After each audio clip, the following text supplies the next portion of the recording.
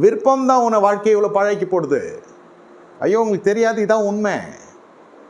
நான் ஏதோ நினச்சேன், ஏதோ மாதிரி குடும்பம் அமைஞ்சிடுச்சு. உணவு கூட சொல்கிறேன், நீங்கள் எதெல்லாம் விரும்பி சாப்பிட்றீங்க மாற்றிக்கொள்ளு பாருங்களேன். நான் ட்ரை பண்ணி பார்த்தேன், ரொம்ப நல்லா வருது. மீன் குழம்பு தான் சாப்பிட்ணுன்னு நினைக்கிற நேரத்தில் மனசு சொல்லுது, ஆசையாக இருக்குது, எல்லாமே நமக்கு ஏற்று வருது. பொருளாதாரத்துலேருந்து, நேரத்துலேருந்து, காலத்துலேருந்து எல்லாமே. திடீர்னு இல்லை, நான் ரசம் வச்சு ஊறுக்காய் தான் சாப்பிட போகிறேன், ஒன்றும் செத்துற மாட்டேன் ஒரு நாள்.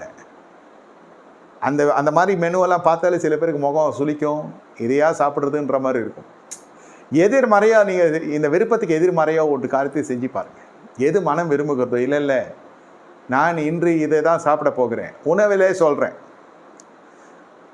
நீங்கள் அதை மட்டும் செஞ்சு பார்த்துட்டிங்கன்னா உங்கள் மனம் இடம் கொடுக்குற அளவுக்கு